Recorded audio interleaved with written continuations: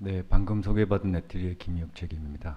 네, 어, 저장께서 말씀하신 바와 같이 오늘 제가 발표드릴 주제는 UM 시대의 이제 핵심 중에 하나인 통신, 특히 안전운항과 관련된 시투링크 표준화의 최신 동향과 이슈에 대해서 좀 간단히 살펴보려고 하고 있습니다.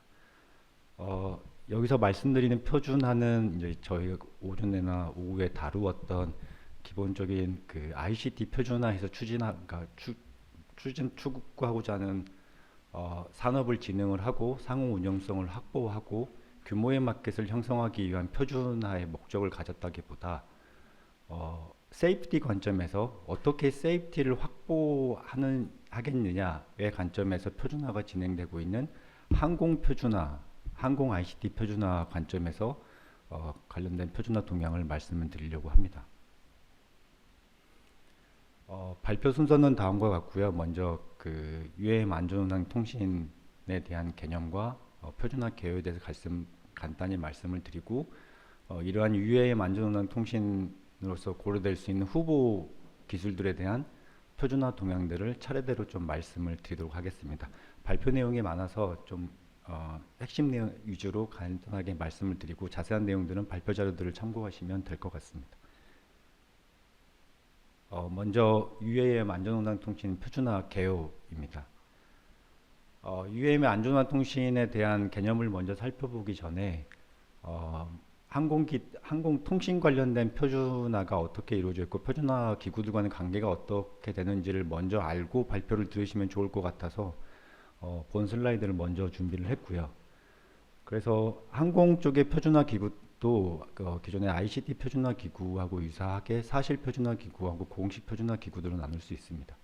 공식 표준화 기구는 이제 국제적으로 공인된 표준화 기구라고 할 수가 있고요.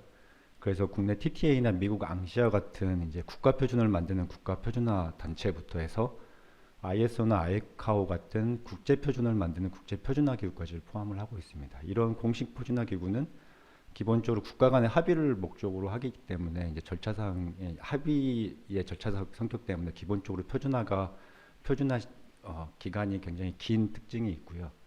이에 반해서 사실 표준화 기구는 이제 기업 연합체들 간에 모여서 만든 표준화 기구라고 볼 수 있고 이런 사실 표준화 기구들은 이제 시장 표준으로서 이제 시장의 적재적소에 그 선택을 받아야 하기 때문에 기본적으로 표준화가 빨리 진행되는 특성을 갖고 있습니다. 이래서 공식 표준화 기구와 사실 표준화 기구인데 이런 특장점들을 고려해서 특정 표준화 활동에서 서로 일부 부분을 담당하면서 서로 협력을 하고 있는 상황이라고 보시면 될 것 같습니다.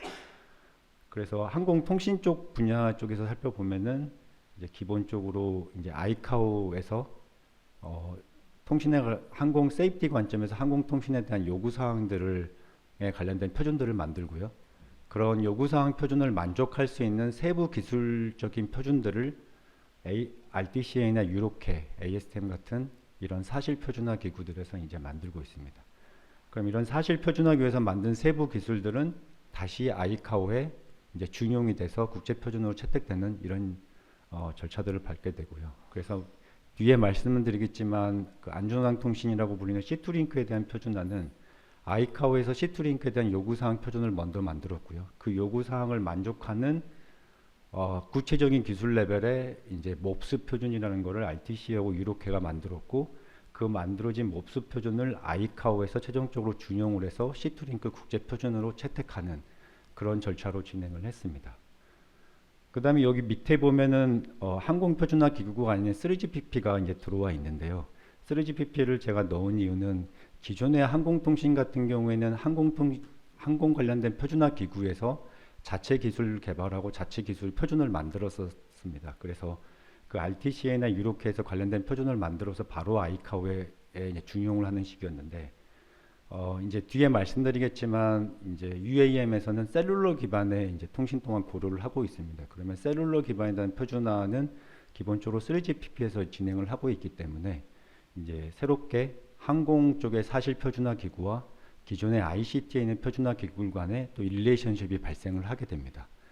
그래서 이제 RTC나 유로케는 3GPP에서 만드는 기술들에 대한 항공 세이프티 관점에서의 요구사항 표준을 만들게 되고 그런 요구사항을 만족하는 실제 기술적인 셀룰러 기술에 대한 표준화는 이제 3GPP에서 이루어지는 그런 관계까지 이루어지게 됩니다. 그래서 본 발표에서는 기술적인 좀 표준화 동향을 좀 말씀드리고 싶어서 사실 표준화 기구에서 진행되고 있는 표준화 동향들을 좀 말씀을 드리려고 합니다. 여기서 ASTM은 이 안전운항 통신 관련돼서는 표준화가 진행되고 있지 않기 때문에 주로 RTCA나 3GPP 쪽에서 진행되고 있는 안전운항 통신 관련된 표준화 동향을 말씀드리도록 하겠습니다. 그러면 UAM의 안전운항 통신은 이제 국가 공역에서 UAM을 안전운항을 지원하기 위한 통신 링크라고 할 수가 있고요. 아이카오에서는 공식적으로 C2 링크라고 정의를 하고 있습니다. 이런 C2 링크는 UAM의 발전 단계를 봤을 때 이제 초창기에는 아까 자장님께서 말씀하셨지만 파일럿이 온보드한 형태의 UAM 경우에는 기본적으로 기존의 항공 체계 내에서 항공 체계에 있는 CNS 체계 내에서 운영이 될 수 있기 때문에 기본적으로 C2 링크라고 불리는 안전운항 통신의 중요도가 그렇게 높지 않게 됩니다. 이에 반해서 이제 그 파일럿이 UAM 기체에 탑승하지 않는 무인기 형태가 됐을 경우에는 그런 경우에 이제 무인기가 유인기가 돌아져 있는 공역에 통합되기 위해서는 결국은 그 밑에 있는 조종사가 탑승해 있는 조종사와 똑같은 성능을 보이게 하면서 조종을 할 수 있어야 되기 때문에 조종사하고 기체 간의 통신 링크의 중요성이 굉장히 크게 됩니다. 그런 관점에서 이제 무인기 형태가 되는 UAM이 되는 상황에서는 안전운항 통신이라고 부르는 C2 링크의 중요성이 굉장히 크게 되고요.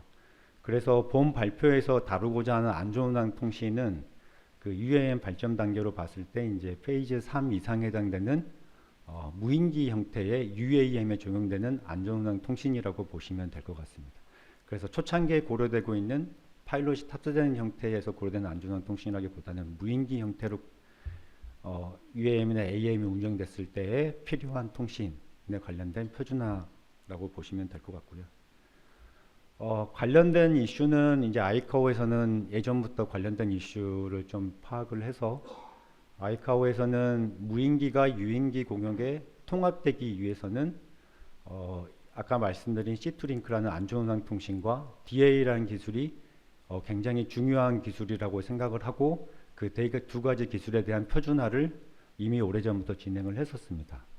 그래서 안전운항 통신과 관련돼서는 아이카오의 알파스 패널 산하에 있는 작업 그룹인 워킹 그룹 2에서 관련 표준화가 진행이 되고 있고요.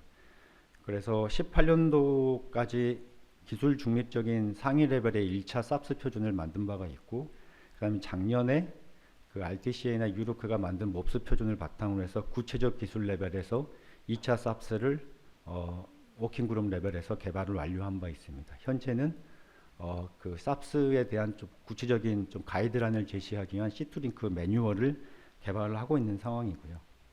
그래서 여기서 말씀드린 거는 아이카오에서 표준화가 되고 있는 그 C2 링크에 대한 좀 개념을 말씀을 드리고 그 관련된 사실 표준화 동향을 좀 말씀을 드리려고 합니다. 그래서 아이카오에 정의하고 있는 C2 링크는 저 위에 있는 것처럼 지상 통제소와 그 기체 간의 정보를 교환하게 사용하는 논리적인 연결이라고 정의를 하고 있습니다. 여기서 의미하는 것처럼 논리적인 연결이지 물리적인 연결을 의미하고 있지는 않고요. 그래서 논리적인 연결이며 이 논리적인 연결을 통해서 주고받을 수 있는 서비스들은 다음과 같이 4가지 서비스로 한정을 하고 있습니다. 첫 번째는 기체를 안정적으로 운용하기 위한 에비에이트 정보가 있고 공역에서 안정적으로 운용하기 위한 CNS 정보에 해당되는 내비게이트, 커뮤니케이트, 인테그레이트 정보들을 포함할 수 있게 되어 있고요. 이외의 다른 정보는 이 C2 링크를 통해서 날릴 수 없게 되어 있습니다. 그러면 아이카오에서는 C2 링크를 물리적인 개념이라고 정의를 했는데 그런 C2 링크에 대한 결국 물리적인 구현은 어떻게 할 거냐. 아이카오에서는 물리적인 구현의 개념을 오픈해 놓은 상태입니다. 특정 어떤 형태의 물리적 구현을 고려하고 있지는 않고요. 그래서 오른쪽 위에 있는 그림처럼 전체 그 초록색 박스가 그 아까 말씀드린 C2 링크의 논리적인 개념이라고 볼 수 있고 그런 논리적 개념을 달성하기 위한 물리적인 구현은 하나의 C2 링크 시스템을 통해서 그걸 구현할 수도 있고 다수 개의 C2 링크 시스템을 통해서 구현을 할 수도 있습니다. 그런 물리적인 구현 형태는 왼쪽 아래에 있는 형태처럼 지상 기반이 될 수도 있고 위성 기반이 될 수도 있고요. 지상 기반에서는 셀룰러 같은 네트워크 기반의 C2 링크 시스템이 될 수도 있고 그게 아니고 지금 무인기가 운영되는 형태의 그냥 통제소하고 기체가 다이렉트리 연결되는 형태의 통신 링크도 고려를 하고 있습니다. 이런 형태를 어떻게 구성할지는 오퍼레이터가 자기가 고려하는 컨업스 내에서 세이프티를 고려해서 그 세이프티를 만족하는 통신 링크를 물리적인 구현을 그 오퍼레이터가 할 수 있게끔 열어놓은 상태라고 보시면 될 것 같습니다. 그러면 아까 말씀드린 C2 링크는 아이카오에서는 크게 세 가지 부분을 나눠주고요. 첫 번째가 그라운드에 장착되는 C2 링크 시스템이 있고, 그 다음에 기체에 장착되는 에어본 C2 링크 시스템이 있고, 그 C2 링크 시스템들을 연결하는 C2 링크 서비스 프로비전이라고 세 가지 부분을 나눠줍니다. 여기서 그라운드 C2 링크 시스템과 에어본 C2 링크 시스템은 인증이 대상이 되는 부분이라고 볼 수 있고요. 그래서 저 그라운드하고 에어본 C2 링크 시스템은 TSO 형태로 인증을 받을 수도 있고, 전체 그 TC에서 인증을 받은 형태로 받을 수 있는 형태이고, 그 다음에 중간에 있는 C2 링크 프로비전은 결국은 오퍼레이터가 서비스 프로바이더하고 서비스 레벨 어그리먼트를 맺을 때 필요한 부분이라고 보시면 될 것 같습니다. 그래서 그거에 따라서 가운데 있는 C2 링크 프로비전에 대한 개념을 아이카오는 이렇게 정의를 하고 있고요. 그래서 일단은 가망 당국이 고려하고 있는 에어스페이스의 세이프티 레벨을 고려를 하고, 그 다음에 오퍼레이션 페이즈, 그 다음에 오퍼레이션 위치 등을 고려해서 각각의 상황에 맞는 링크에 대한 그 퍼포먼스 리ኳ이어먼트들을 정의를 하고 제시를 하게 됩니다. 그러면 그 기체를 설계하고 기체를 만드는, 그러니까 기체 TC 홀더들은 그 가망 당국이 제시하는 그 링크 퍼포먼스를 만족하는 자신의 알파스 시스템에 대한 C2 링크 규격을 정의를 하게 되고요. 그러면 그 알파스 TC 홀더로부터 이제 실제 알파스 시스템을, 무인기 시스템을 운용하는 오퍼레이터들은 그 TC 홀더로부터 제공받은 C2 링크 스페시피케이션을 바탕으로 해서 자신이 고려하고 있는 오퍼레이션에 대한 컨업스나 세이프티 마진들을 고려해서 자기가 제공하고자 하는 C2 링크에 대한 required QoS 값을 정의를 하게 됩니다. 그러면 그 required QoS 값을 만족할 수 있는 서비스 프로바이더들과 이제 서비스 레벨 어그리먼트를 맺어야 될 텐데, 그러면 서비스 프로바이더들이 제공하는 그 QoS가 이제 어퍼드 QoS인데, 그런 어퍼드 QoS가 자신이 정의한 QoS를 만족하는 서비스 프로바이더가 서비스 레벨 어그리먼트를 맺게 되고요. 그런 서비스 레벨 어그리먼트를 맺게 돼서 결국 서비스 프로바이더로부터 결국 딜리버되는 QoS가 이제 QoSD인데, 이 QoSD를 결국은 오퍼레이터하고 가망 당국이 계속 모니터링하면서 이제 세이프티를 계속 모니터링하는 이런 관점에서의 C2 링크 서비스 프로비전을 정의를 하고 있습니다. 그래서 여기서 정의하는 RLP나 C2 링크 스페시피케이션 QoS와 QoSD는 C2 링크 스페시피케이션은 RLP보다 더 동일하거나 높은 요구사항을 가져야 되고, QoSR은 C2 링크 스페시피케이션보다 동일하거나 더 높은 요구사항을 가져야 하는 형식으로 정의를 하게 되면 결국은 가망 당국이 요구하는 세이프티 레벨을 만족할 수 있게 되는 상황이 된다고 보시면 될 것 같습니다. 그러면 아이카오가 정하는 C2 링크를 제공할 수 있는 통신 기술들이 뭐가 있을지를 살펴보면 현재 무인기에서 사용되고 있는 통신기들을 먼저 살펴보는 게 좋을 것 같습니다. 현재 관제공에서 운영되는 중대형 무인 항공기 같은 경우에는 주로 무인기 전용 대역에서 운영되는 통신 기술이나 위성 통신 기술들을 좀 사용을 하고 있고요. 그 다음에 비관제공에서 운영되는 드론 같은 형태의 같은 경우에는 기본적으로 상용 주파수를 이용해서 비면허 대역이나 셀룰러 통신을 이용해서 통신을 해오고 있습니다. 그러면 이런 셀룰러 기반 통신, 비면허 대역 통신, 그 다음에 무인기 전용 대역에서의 무인기 제어 전용 대역에서의 통신 기술, 무인기 임무용 대역에서의 통신 기술, 그다음 위성 통신 기술, 이렇게 5개의 통신 기술 중에 이제 비면허 대역하고 임무 대역 통신 기술 같은 경우에는 아까 차장님께서 말씀하시겠지만 UAM은 드론과 다르게 굉장히 높은 세이프티를 요구하는 시스템이고, 그 기체가 될 가능성이 높기 때문에 비면허 대역이나 임무용 대역을 이용하는 것은 적절치 않다고 생각되기 때문에 결국은 기본적으로 UAM의 안전운항 통신으로 구로될 수 있는 통신 기술들은 셀룰러하고 무인기 전용으로 할당된 C대역 통신 기술, 그 다음에 위성 통신 기술이 고려될 수 있을 거라고 개인적으로 생각을 하고 있습니다. 본 그림은 제가 말씀드린 세 가지 후보 기술 들을 바탕으로 해서 향후 안전운항 통신 인프라가 어떤 방향으로 갈지에 대해서 제 나름대로 그려본 그림인데요. 저는 아까 말씀드린 후보 기술 하나가 전체 안전운항 인프라를 고려를 할 거라고 생각하지 않고요. 향후에는 결국 세이프티 관점에서 그 UM을 안정적으로 운영하기 위해서는 이 세 가지 후보 기술들이 하이브리드 형태로 서로 인테그레이션 돼서 같이 운영되는 형태가 돼야 되지 않을까 개인적으로 생각을 하고 있습니다. 그래서 기본적으로 셀룰러 통신은 하이 캐패시티를 갖고 로우 레이턴시를 갖는 상황이고요. 그 다음에 무인기 전용 대역의 통신은 셀룰러보다는 캐패시티가 적지만 좀 더 넓은 커버리지를 가질 수 있고요.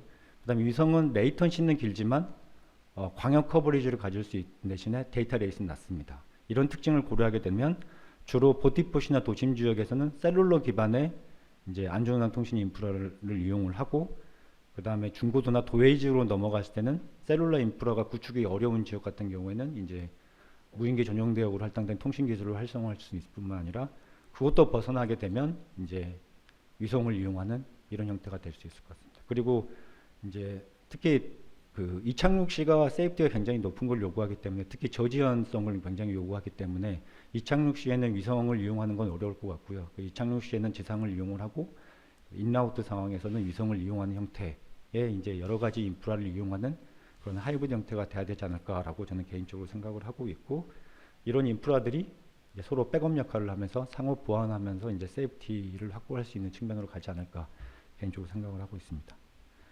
그래서 이런 후보 기술들에 대한 이제 그 사실 표준화하기 위해서 진행되고 있는 표준화 동향을 좀 간략하게 말씀을 드리겠습니다. 먼저 그 C대역 무인기 전용 통신 표준화이고요. C대역 무인기 전용 통신 기술은 기본적으로 IQR에서 그 국제적으로 분배된 5030, 5091 메가헤르츠 주파수 대역에서의 통신 기술이라고 볼 수 있을 것 같습니다. 제공 서비스는 아까 아이카오에서 제시한 그 Aviate, Navigate, Communication, Integrate 관련된 정보들만 전송할 수 있게 되어 있고요. 그 다음에 운용 모드는 아까 말씀드린 그 네트워크 타입과 비네트워크 타입을 다 지원할 수 있게끔 이제 표준화가 진행이 되고 있습니다. 관련된 표준화는 아까 처음 그림에서 말씀드린 미국 RTCL은 표준화 단체에서 진행이 되고 있고요.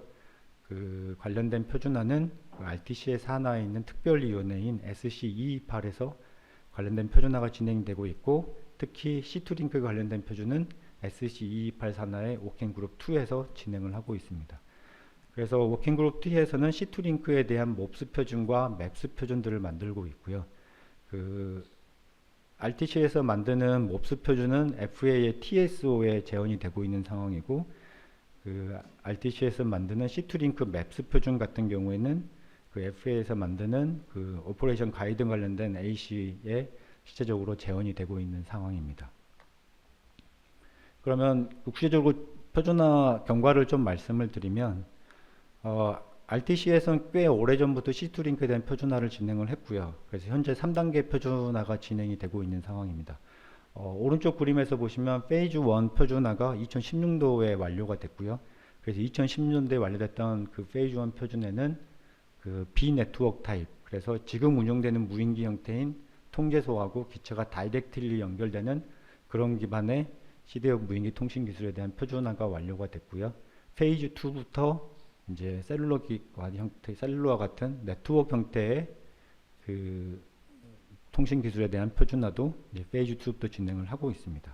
그래서 페이즈 2 표준화는 2020년에 완료가 됐고요. 그래서 페이즈 2 표준화에는 1단계 표준화에서 만들었던 그 비네트워크 타입의 그 C2링크에 대한 성능 개선을 좀 했고, 그 다음에 말씀드린 것처럼 다수 무인기를 동시 지원하는 기지국 형태의 그런 그 무선 통신 링크에 대한 표준화도 2단계 때 시작을 했습니다. 근데 2단계 때 했던 거는 저 그림에서 보시면 빨간색으로 표시된 것처럼 그 기지국과 기체 간의 무선 링크에 대한 표준화가 진행이 됐고, 기지국부터 그 통제소까지 진행되는 네트워크 관련된 부분은 표준화가 진행이 되지 않았습니다. 진행되지 않았던 이유는 그 네트워크에 대한 프로토 시스템이 부족해가지고 관련된 그 테스트를 할 수 없어서 몹스 표준을 만들지 못했습니다. 그 RTC의 C2링크 몹스 표준을 만들 때는 그냥 그 표준을 만든 게 아니고 그 기술들에 대해서 실제적으로 랩 레벨에서 테스트도 했고 나사에서 플라이 테스트까지 다 완료한 후에 이 기술이 세이프티 관점에서 문제가 없다는 걸 검증한 후에 실질적으로 표준을 만들었다고 보시면 알 것 같습니다. 그래서 네트워크 기반 네트워크에 대한 표준 같은 경우에는 그 프로토타입 시스템이 부재해서 결국은 몹스 표준까지 못 만들었고요. 3단계 표준화에서는 실제적으로 그 오른쪽에 있는 것처럼 이제 AAM을 고려한 C2링크에 대한 표준화가 3단계부터 진행을 하고 있습니다. 1, 2단계에서는 UAM이나 AAM을 고려하지 않았고요. 그 예전 형태의 그 무인 항공기 형태의 무인 기만을 고려해서 C2링크에 대한 표준화가 진행이 됐고 3단계부터는 이제 UAM이나 AAM을 고려한 C2링크에 대한 표준화가 진행을 하고 있습니다. 3단계부터는 그 무인기 전용 대역인 C 대역에 대한 통신 링크뿐만 아니라 셀룰러 기반의 이제 C2링크에 대한 표준화뿐만 아니라 UHF 기반의 C2링크에 대한 표준화도 동시에 좀 진행을 하고 있는 상황입니다.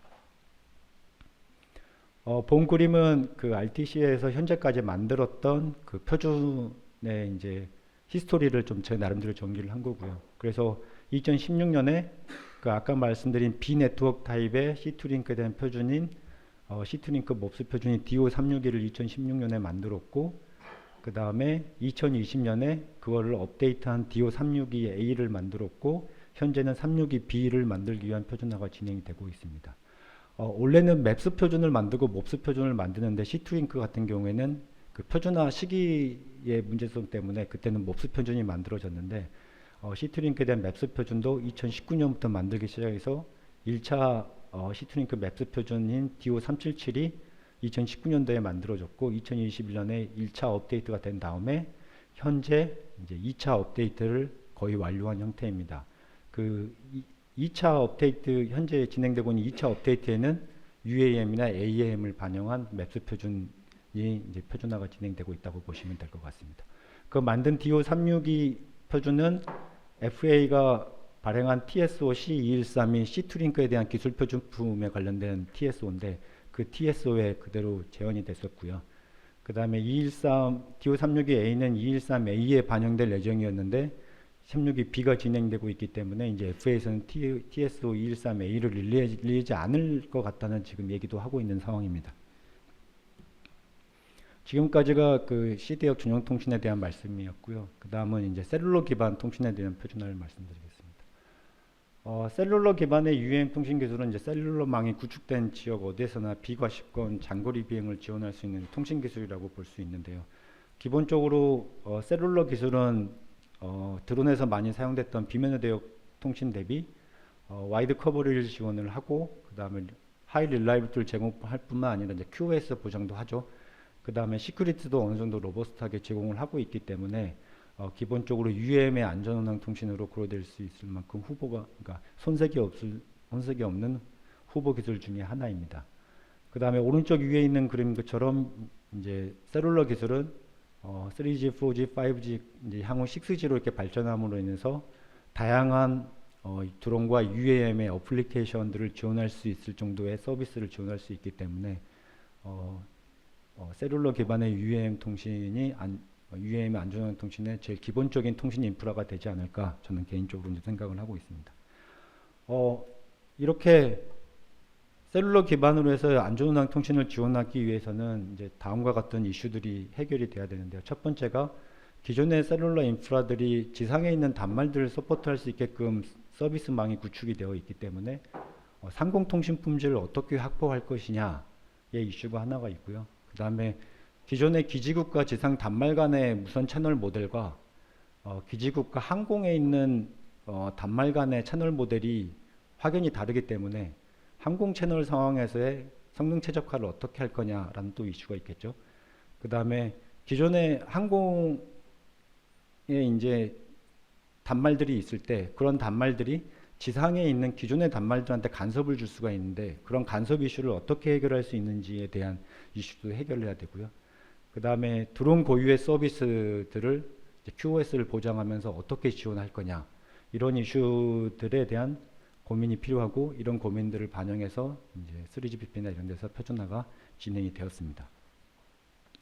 그래서 그런 이슈들을 좀 해결하기 위해서 그 셀룰러 스테이크홀더들하고 드론 관련된 스테이크홀더들이 협력해서 다양한 실증 사업과 연구들을 진행을 했고요. 그래서 드론 쪽 관련된 어소시에이션인 글로벌 UTM 어소시에이션과 그다음에 셀룰러 사업자들 연합체인 그 GSMA들과 연합해가지고 ACJA라는 이제 조인트 워킹 그룹을 만들어서 이 그룹 산하에서 셀룰러를 그 항공통신으로 잘 사용하기 위해서 이한 가이드라인들을 좀 많이 제시하는 연구들을 많이 했습니다. 그 예로 2020년에는 드론과 같은 드론의 안전운항 서비스를 제공하기 위한 LTE의 프로파일들이 어떻게 돼야 되는지에 대한 가이드라인도 제시한 바가 있고, 2022년도에는 셀룰러 기반으로 해서 시트링크를 제공할 때 성능 평가를 어떻게 할지 대한 방법도 제시한 바가 있으며, 그 다음에 MNO와 UTM 시스템 간에 어떻게 데이터 인터페이스를 할지에 대한 프로토콜에 대한 그 가이드라인도 제시한 바가 있고요. 그래서 이런 그 ACJA의 그런 리퀘어먼트나 가이드라인들은 3GPP나 그 향후 말씀드린 이제 RTC나 유로케의 그 셀룰러 관련된 그 표준화에 이제 반영이 되고 있는 상황입니다. 그래서 이제 RTC나 유로케에서 진행되고 있는 이제 셀룰러 관련된 표준화를 좀 말씀을 드리면, RTC나 유로케에서는 드론과 UAM 지원을 위한 셀룰러망 최소 성능 요구 사항인 몹스 표준들을 지금 만들고 있습니다. RTC하고 유로케는 이 몹스 표준을 만들기 위해서 개별적으로 만들지 않고 지금 협력해서 하나의 표준을 만들어서 양쪽 그 표준화 기구의 공동 표준으로 만들려고 하고 있고요. 그래서 이 몹스 표준에서는 이제 아까 말씀드린 실제 UAM과 드론의 안전 운항을 위한 C2링크를 지원하기 위한 셀룰러의 최소 요구 사항을 정의를 하려고 하고 있습니다. 그래서 여기서 고려하고 있는 주요 고려 사항은 첫 번째, 비가시권으로 운영되는 스몰 패키지 딜리버리 시나리오를 하나를 고려를 하고, 두 번째 시나리오가 그 AAM 시나리오에서 이착륙 상황의 서비스를 C2링크 서비스를 제공하기 위한 셀룰러의 최소 요구 사항을 정의를 하려고 하고 있습니다. 그래서 여기서 보시면 그 RTC나 유로케에서 정의하고 있는 그 몹스 표준의 범위는 이 그림에서 보시면 그 왼쪽 아래편에 보시면 분홍색으로 칠해진 부분이 이 몹스 표준에서 정의하고자 하는 그 표준의 범위이고요. 그래서 그 RTC나 유로케에서 정의하고 있는 몹스 표준에서 요구사항을 할당 방법론은 다음과 같습니다. 기본적으로 그 C2링크, RTC에서 C2링크 맵스 표준을 아까 만들었다고 했는데, 그 C2링크 맵스 표준에서는 기본적으로 C2링크가 사용되는 시나리오나 유스 케이스, 그 다음에 컨옵스를 먼저 발굴하고 그 컨옵스 상황에서의 실제적인 세이프티 어세스먼트를 하게 됩니다. 그런 세이프티 어세스먼트를 통해서 결국 C2링크에서 요구되는 그 리콰이드 링크 퍼포먼스를 도출하게 되고요. 그런 그 맵스 표준은 그 C2링크에 대한 리콰이드 링크 퍼포먼스들이 정의되어 있으면, 그걸 바탕으로 해서 이제 몹스 표준에서는 그 맵스에서 정의하고 있는 엔드 투 엔드의 C2링크 링크 퍼포먼스를 만족하기 위해서 셀룰러 시스템에서의 리콰이어드 링크 퍼포먼스들을 이제 정의를 하는 방식으로 하게 됩니다. 그래서 그것도 정의되는 그 현재까지 정의된 그 리콰이어먼트를 보시면 오른쪽 그림과 같습니다. 셀룰러망에서는 스루풋을 80kbps 이상 안정적으로 제공을 해야 된다. 그 다음에 최소 메시지 크기는 800비트 이상을 지원을 해야 된다. 그 다음에 메시지 전송 지원은 100ms 이내로 두어야 된다. 그러니까 이런 리퀘어먼트를 만족을 하면 그 C2링크 맵스에서 정의하고 있는 그 항공 세이프티 관점에서의 C2링크에 대한 엔드-투-엔드 레이턴시를 만족할 수 있다라는 걸로 보시면 될 것 같고요. 그래서 어베일리비티 컨티뉴 인테그리티도 굉장히 높은 레벨을 요구를 하고 있습니다. 그 다음에 사용 프로토콜은 인터오퍼러빌리티를 고려해서 IP 기반으로 해야 된다고 정의를 하고 있고, 그 다음에 이게 항공의 세이프티를 고려하고 있기 때문에 하드웨어 디자인 어슈런스 레벨 동안 정의를 하고 있습니다. 그래서 개런티드 데이터 트랜스미터 같은 경우에는 달 C 레벨을 요구하고 있기 때문에 기존의 그 굉장히 세이프티를 요구하지 않을 때 하드웨어나 소프트웨어 디자인 어슈어 레벨보다는 높다라고 보시면 될 것 같습니다. 그 다음에 코어망과 데이터망 최대 지연은 40ms 이하를 요구를 하고 있고요. 이렇게 RTC나 유로케에서 이런 셀룰러 몹스에 대한 요구사항들 정의를 하고 있으면, 실제적으로 이런 요구사항들을 만족할 수 있도록 셀룰러 기술들이 바뀌거나 만족하는지를 검증을 해야겠죠. 그런 일들은 이제 3GPP에서 진행을 하고 있습니다. 그래서 3GPP는 RTC 내 유럽계에서 정의하고 있는 C2링크의 요구사항 플러스 그다음에 다른 항공 소사이어티에서 요구하는 항공 리콰이어먼트를 고려를 해서 드론 관련된 3G 표준화를 진행을 했고요. 관련된 표준화는 릴리즈 15부터 진행을 했습니다. 그래서 아까 제가 표준화 이슈들을 제기를 했지 않습니까? 상공 통신 품질을 어떻게 확보할 거냐, 그다음 드론 고유 서비스를 어떻게 제공할 거냐, 이런 이슈들을 하나씩 해결하기 위해서 릴리즈 15부터 진행을 했습니다. 그래서 릴리즈 15에서는 아까 말씀드린 것처럼 상공 통신은 어떻게 품질을 확보할 거냐, 그 다음에 상공에 떠있는 단말들을 지원할 때 지상 단말과는 어떻게 간섭을 해결할 거냐, 그 다음에 상공에 떠있는 그 단말들이 핸드오버를 할 때 기존의 지상하고 다른 핸드오버 특성을 갖기 때문에 그런 핸드오버를 어떻게 풀 거냐라는 이슈를 릴리즈 15 때 진행을 했고요. 그 다음에 릴리즈 16 때는 드론만의 고유 서비스인 UTM 서비스를 지원하기 위한, 특히 이제 네트워크 리모트 아이디를 재원하기 위한 3GP 규격은 어떻게 바뀌어야 되고 네트워크는 어떻게 바뀌어야 되는지 표준화가 릴리즈 16대가 진행됐고, 그 다음에 릴리즈 17대는 퍼포먼스 리콰이어먼트를 어떻게 드론의 특화된 퍼포먼스 리콰이어먼트를 정의를 해서 네트워크가 드론에 특화된 서비스를 제공할 수 있게끔 그런 퍼포먼스 리콰이어먼트를 정의하는 그 표준화가 진행된 게 릴리즈 17대 진행이 됐습니다. 디테일한 표준화 내용들은 2페이지하고 2페이지 정의가 된 거니까 좀 자세하게 살펴보시면 될 것 같고요. 이제 마지막으로 위성 기반 통신 표준화고요. 위성 대상 표준화는 기본적으로 NTN이라고 부르고 있는데, 이거는 셀룰러망이나 CD역 전용 통신이 제공되지 않는 지상망 서비스가 어려운 지원을 지원할 수 있는 통신 기술인데요. 기본적으로 그 최근래에 위성 산업의 패러다임이 많이 변화를 했습니다.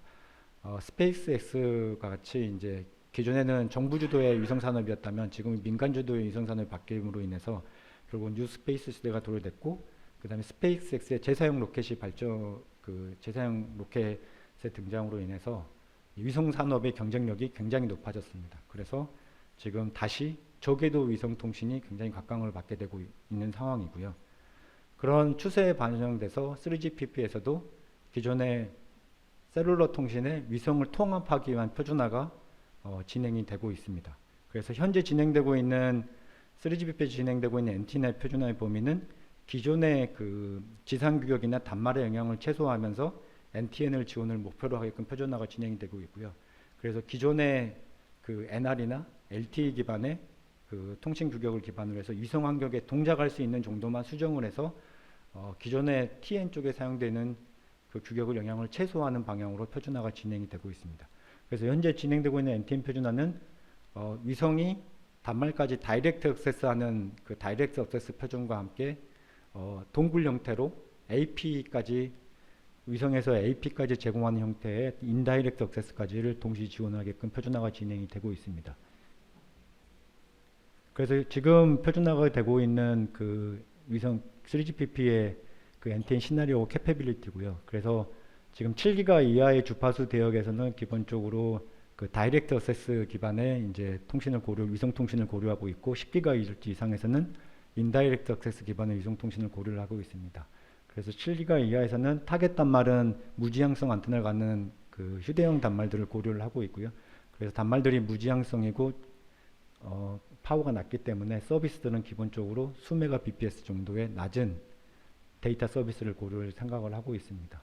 그 다음에 그 기반이 되는 3GPP 표준 기술은 IoT NTN 같은 경우에는 LTE 기반의 NB-IoT 기반이고요. 그 다음에 NR NTN 다이렉트 액세스는 5G의 NR 기반으로 그 관련된 표준화가 진행이 되고 있습니다. 그 관련된 표준화는 꽤 오래됐습니다. 그래서 릴리즈 15부터 관련된 표준화가 진행이 됐고요. 릴리즈 15하고 16 때는 그런 기존의 그 NTN 기존의 이제 GTN 쪽 규격에 NTN을 적용했을 때 영향이 얼마나 되는지에 대한 스터디가 주로 릴리즈 15하고 16 때 진행이 됐고, 그런 스터디 결과를 바탕으로 해서 릴리즈 17 때 이제 최초로 3GP 규격에서 위성 통신이 반영된 첫 번째 릴리즈가 나온 게 릴리즈 17 규격입니다. 그 릴리즈 17 규격은 작년에 나왔고요. 그래서 작년에 나온 릴리즈 17 규격에는 3GPP에서 최초로 위성 통신이 반영된 3GP 규격이 나왔다라고 이제 보시면 될 것 같습니다. 현재는 릴리즈 18이 진행되고 있는데, 릴리즈 18에서는 릴리즈 17에서 만들었던 규격의 성능을 좀 고도화하는 작업과 함께 그 10GHz 이상의 높은 주파수를 지원하기 위한 표준화가 진행이 되고 있습니다.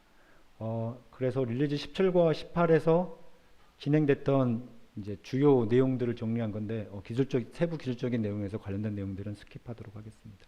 그래서 이게 마지막 페이지인데 이제 말씀드리면 지금까지는 아까 말씀드렸다시피 NTN 표준화의 동향은 기본적으로 지상 쪽에 있는 5G 규격이 나왔고 그거를 기반으로 해서 위성 규격을 만들려고 했기 때문에 3GP에서 현재 만들어져 있는 그 위성통신 규격은 위성통신의 최적화 성능을 보이는 규격이라기보다는 기존의 TN 규격의 영향을 최소화하는 방향으로 만들어졌기 때문에 위성 환경이 최적화되어 있지 않습니다.